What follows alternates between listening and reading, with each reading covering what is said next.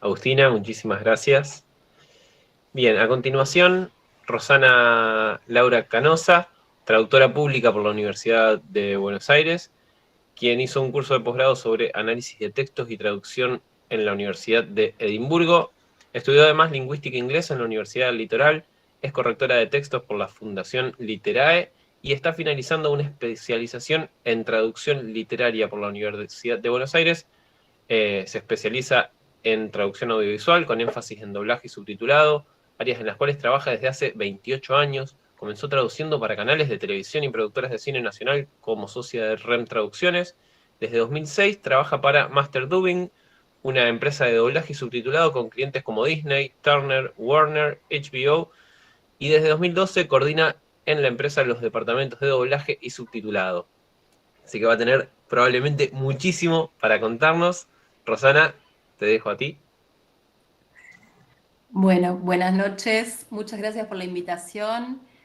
Y bueno, me pareció muy interesante lo que comentaba Agustina antes. Y justo, Agustina, dijiste, no, no nos vamos a meter en esto, que es todo digamos, lo nuevo, lo que está pasando ahora. Y bueno, en eso voy a intentar no arrojar luz, porque la verdad es que estamos en el medio de un cambio de paradigma, como voy a mostrar. Pero bueno, hablando con Julia, me pidió si podía acercar una mirada sobre lo que está pasando en la industria de la localización, de la traducción audiovisual en este momento. Así que vamos a ver si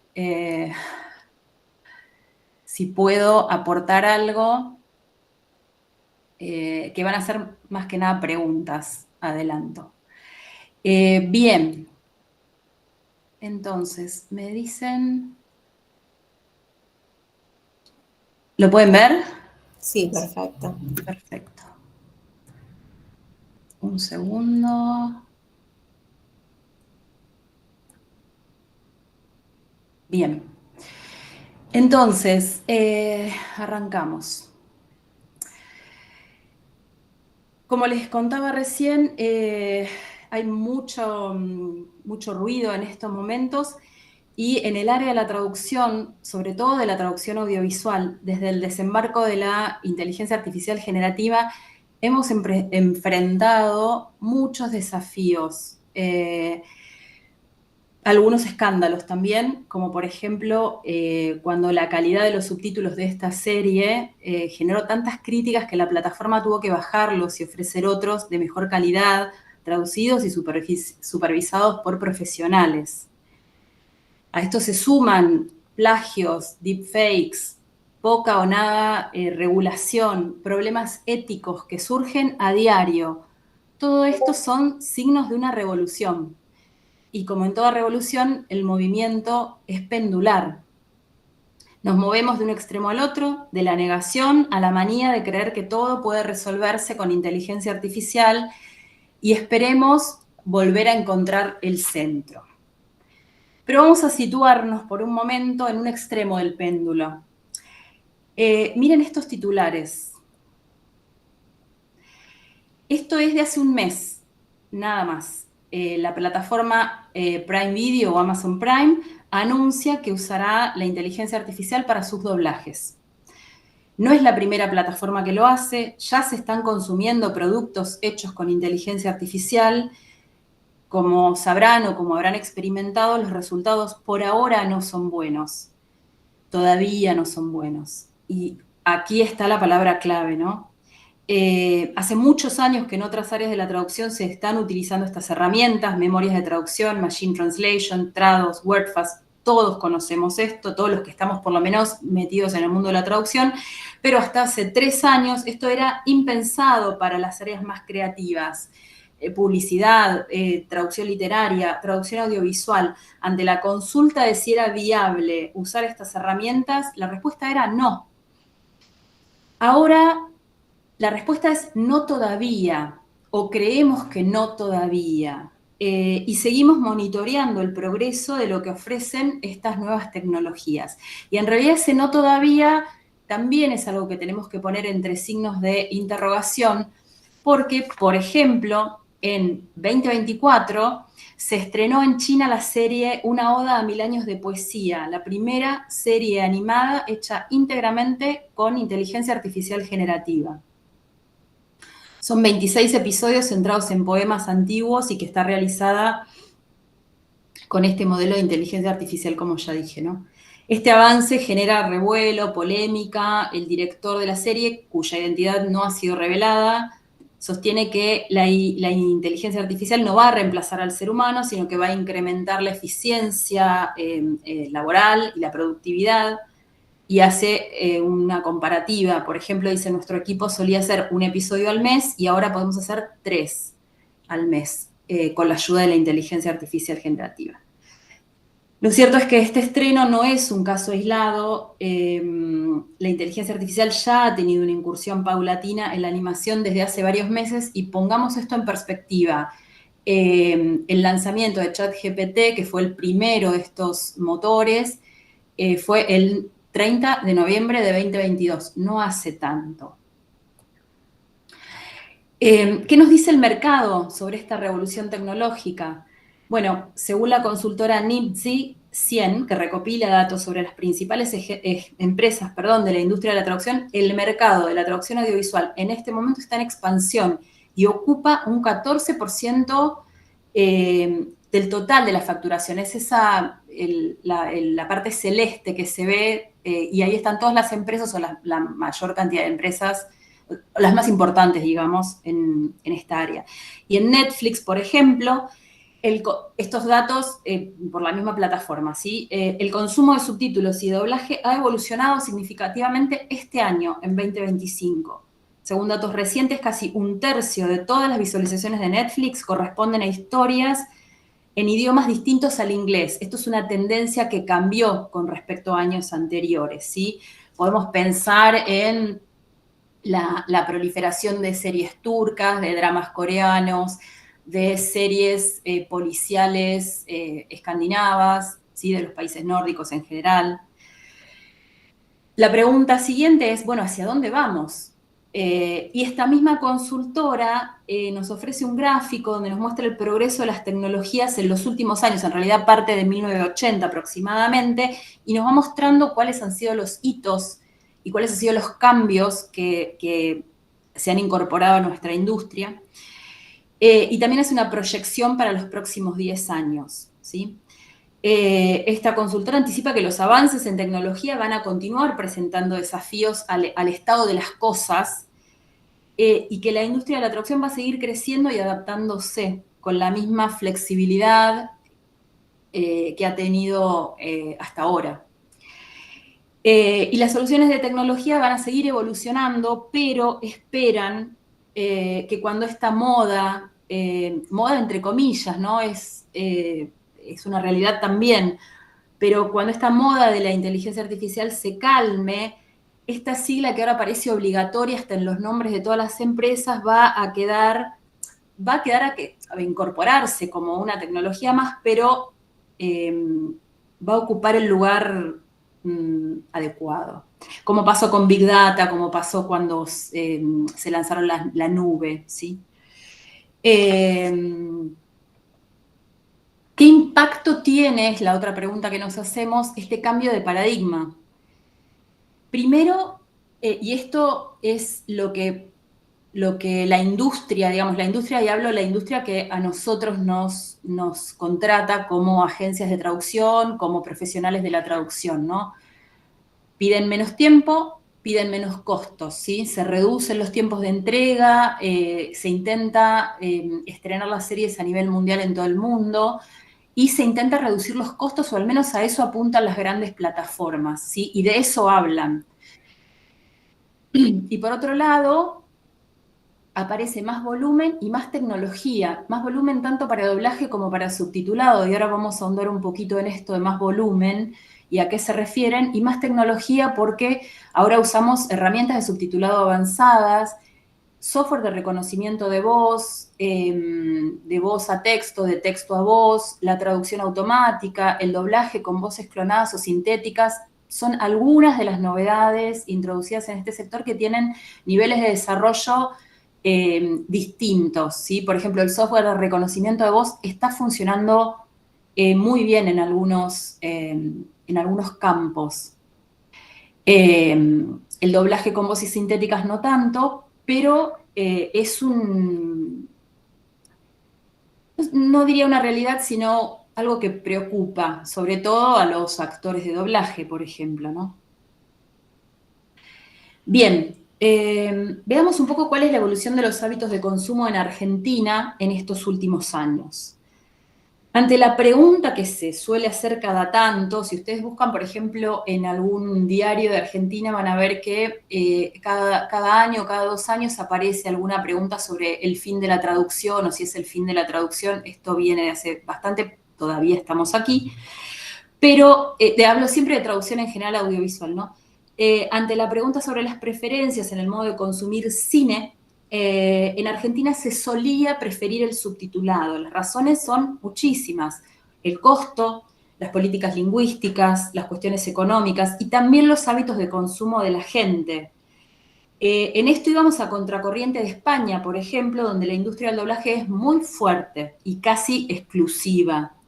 Sin embargo, esto se ha ido modificando y las plataformas han tenido mucho que ver en esto. Las plataformas de streaming me refiero, ¿no? Por ejemplo, el otro día en un programa de streaming sobre cultura se quejaban de que era difícil encontrar proyecciones subtituladas en los cines de la zona de Argentina. Algo que ha cambiado, ¿no? Bien, ¿y qué pasa con esto de, bueno, cuáles son las opciones que nosotros tenemos, ¿no? Si bien las opciones de doblaje y las opciones de subtitulado que voy a mostrar ahora siempre estuvieron casi todas desde el principio de esta industria, lo que pasaba antes era que no podíamos elegir como consumidores.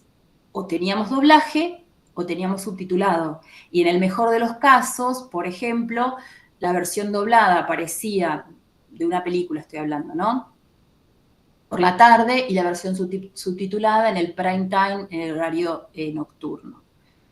Con la irrupción de primero el DVD y después las plataformas de streaming, esto cambió. Y entonces, para un mismo producto tenemos 4, 5, 6 posibilidades de elección en cuanto a cómo queremos consumir este producto, ¿sí? Entonces tenemos doblaje en sincro, acá hablamos de asincronía labial. Esto generalmente está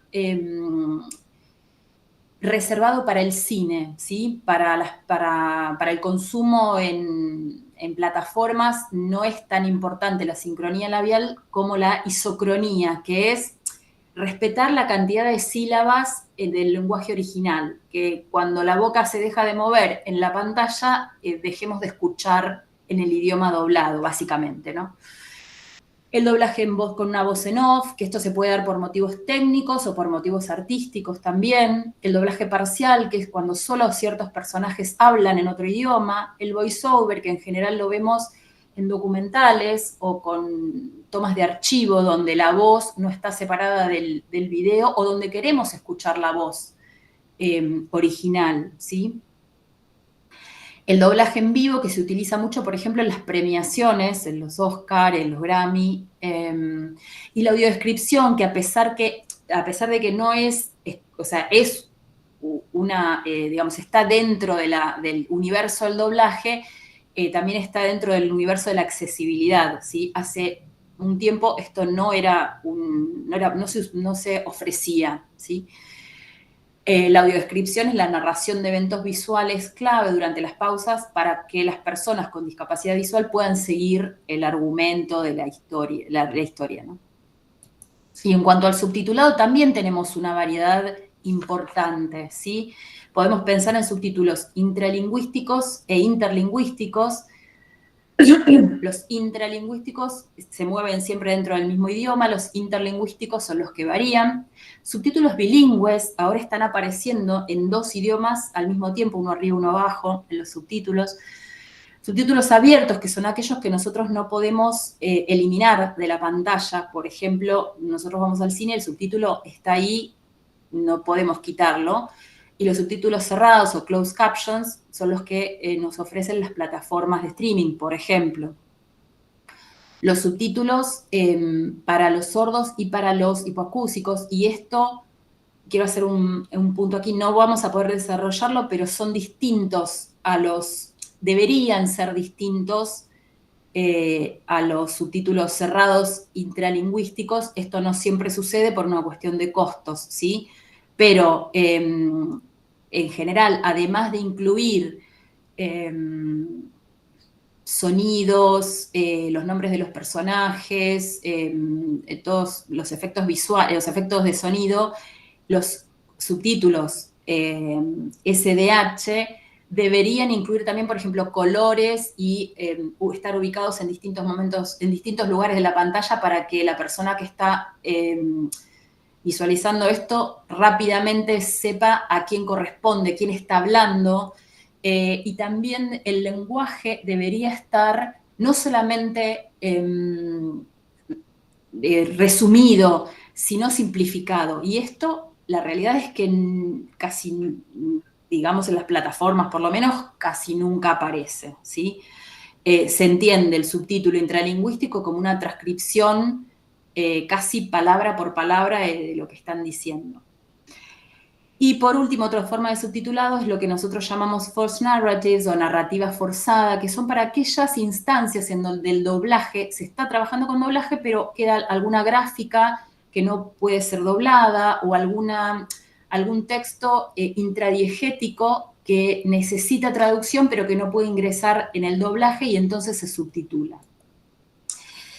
Todas estas formas de subtitulado y de doblaje, recuerden que antes era una u otra y ahora están compitiendo, por lo cual para nosotros como profesionales esto nos implica mayor trabajo también, ¿no? Y además hay algunas novedades, por ejemplo, hasta los dubtitles, que no la traduje porque todavía no hay una traducción aceptada, es algo muy nuevo y es como una mezcla entre doblaje y subtitulado, porque los subtítulos se generan sobre el guión de doblaje. Esta tendencia responde a un cambio en cuanto a cómo consumimos el contenido. Mucha gente, recuerden que combina doblaje con subtitulado. Hay gente que tiene déficit de atención y entonces el subtitulado la ayuda a seguir un poco más de historia. Hay gente que lo usa para el aprendizaje de lenguas. Hay quienes necesitan bajar el volumen y entonces usan los subtítulos para entender el diálogo, ya sea porque están consumiendo material, no sé, en transporte público y tienen ruido ambiente, o porque ha cambiado la forma de mezclar los programas y los efectos especiales están a muy alto volumen y las voces muy bajas. De esto, si puedo, voy a hablar un poquito más adelante. Y porque las audiencias, sobre todo las nuevas generaciones, están acostumbradas a tener los subtítulos. El consumo de las redes sociales, TikTok e Instagram, ha cambiado esto y ya los subtítulos no molestan como era, como decíamos nosotros al principio, cuando estudiábamos subtitulado y decíamos, bueno, ustedes tienen que imaginar que el subtítulo es como si le pusiéramos el nombre de un cuadro adentro del cuadro. Molesta, distrae y por eso tenemos que reducirlo a un mínimo. Esto ya no es así, el hábito de consumo ha cambiado y entonces cambia la norma también, ¿no? Para estas audiencias, Netflix está ofreciendo estos subtítulos que están hechos sobre el guión de doblaje y que solo aparecen cuando se selecciona el audio en ese idioma. Si yo selecciono el idioma original, no me aparece esta opción. ¿Y por qué? Y porque hay muchas quejas en general de quien está consumiendo el material y tiene el doblaje y los subtítulos y dice, bueno, pero esto no están diciendo lo mismo. La gente no tiene por qué saber que las restricciones que se aplican al subtitulado y las restricciones que se aplican al doblaje son distintas, son dos universos distintos y entonces las decisiones que nosotros tomamos son distintas. Pero fíjense cómo el hábito de consumo ha marcado un cambio en la forma en que nosotros preparamos el material. Bien. Acá hay un ejemplo de lo que serían subtítulos interlingüísticos estándar. En la segunda columna tienen el closed caption. Ven que se le agrega, por ejemplo, el sonido del teléfono o el nombre del personaje. Y los dubtitles siguen al segundo, al closed caption, ¿sí? Pero sin el nombre del personaje, sin estos sonidos o efectos especiales. Y además, esto desde hace 3 días, 4 días, finalmente Netflix acaba de anunciar que lanza subtítulos que solo contienen diálogo para las audiencias que eligen ver el material en idioma original, porque han hecho encuestas y parece que el 50% de los estadounidenses dicen que miran contenido con subtítulos la mayoría del tiempo. Esto es un cambio de hábito también, tener el subtítulo con el idioma tener el material con el idioma original y además subtítulos en el idioma original. Entonces ahora ofrecen y lo lanzan con la temporada final de una serie You, esta opción nueva, subtítulos en el idioma original, que solo muestran el diálogo, ¿sí? Que quitan todas los efectos especiales, la música y los nombres de los personajes. Otra pregunta interesante en este momento para nosotros es ¿por qué activamos los subtítulos? ¿Por qué consumimos con subtítulos? Y la respuesta es una combinación de tecnología con un cambio de hábitos, ¿sí? A veces la tecnología nos empuja a direcciones que desafían la lógica. El auge de los videos verticales, ahí ven unos ejemplos, es un claro ejemplo de esto. Recordemos que la televisión pasó de esta forma cuadrada que tenía hace varios años al formato de widescreen luego de la llegada del VHS. El cine se impuso y se trasladó a nuestras casas. Después llegaron las redes y el consumo del video se hizo vertical con los reels, con las redes. Entonces Marvel, por ejemplo, ha diseñado composiciones visuales, y esto estoy hablando de sus películas, largometrajes que se van a estrenar en cine, pero diseña o piensa las composiciones visuales centradas en la parte media del encuadre, por ejemplo, en la película Captain America. Esto permite que cuando las escenas son recortadas a formato vertical para los móviles, la información esencial no se pierda porque está encuadrada en donde, digamos, en la parte que aparece en el móvil. Aunque la experiencia sí va a quedar mutilada para quienes disfrutan del cine en pantalla completa. Esto también pasa en el sonido. Si les interesa este tema, pueden ir al blog de Apuntes de Doblaje, ahí está la fuente, que lo maneja Sebastián Arias, que es un director de doblaje que genera artículos muy interesantes y sobre cuestiones que están pasando en este momento en la industria, ¿sí? Así que se los recomiendo. Les decía, esto también pasa en el sonido. Nosotros a veces activamos los subtítulos como usuarios porque el sonido ha cambiado. Hay una entrevista a una ingeniera de sonido que hace un aporte interesante, yo no voy a explicar ahora, pero básicamente tiene que ver con un montón de cuestiones, entre ellas han cambiado los micrófonos, ha cambiado la forma de mezclar. Nosotros pasamos de mezclarlo en mono, o sea, solo un canal, a estéreo, a tener 2 canales, y después a 5.1, a tener 5 canales, 7.1, y hasta llegar al Dolby Atmos, que es una tecnología de sonido envolvente que está disponible en muchas, creo que casi todas en este momento, las salas de cine, pero que después cuando tenemos que volver, digamos, esa experiencia del cine, trasladarla a nuestros teléfonos, sufre cambios. Entonces no es lo mismo la experiencia de una película en una sala con sonido envolvente que lo que nosotros podemos ver en nuestro celular, con audífonos, en el colectivo. Entonces ahí es donde el rango dinámico cambia. Bueno, hay varias cuestiones que hacen que el sonido verdaderamente haya cambiado y que los diálogos cada vez se escuchen menos, además de que algunos directores plantean esto de que no quieren pensar en sus productos como algo que va a ser visionado fuera del cine. Entonces ellos planean desde un principio el sonido para la reproducción en el cine. Y el resto, bueno, hay que adaptarse, ¿no? Entonces, bueno, como les decía, todas estas cuestiones hacen que a veces no se escuchen y ahí salen a la palestra los subtítulos de apoyo. Entonces, ¿cómo impacta todo esto en nuestra profesión?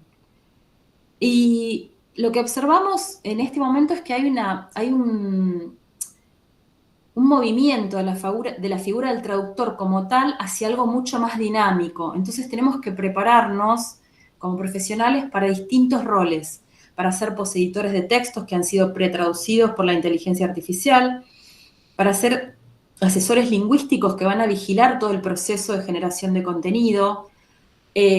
La figura del human in the loop es una figura que aparece todo el tiempo ahora en papers y en conferencias y en los congresos, y se está hablando de este profesional que tiene que estar más bien como un experto que pueda manejar el software requerido, que tenga alguna especialización en una o varias áreas de la ciencia, que pueda discernir también en qué proyecto es posible usar las herramientas que están a disposición, porque no todas las herramientas que tenemos a disposición funcionan para todos los proyectos. Y en fin, nos movemos de un traductor a un curador de contenido, ¿sí? Bien, para cerrar, entonces, lo que podemos decir es que hay mucha expectativa siempre al inicio de toda innovación, pero en la práctica la adopción de nuevas tecnologías es más matizada, más gradual de lo que se puede prever, y que una tecnología, por ejemplo, la inteligencia artificial generativa, sea accesible y fácil de usar, no garantiza que se adopte de una manera inmediata y generalizada. La realidad se va a ver influenciada por las necesidades específicas de cada sector y de cada proyecto, diría yo.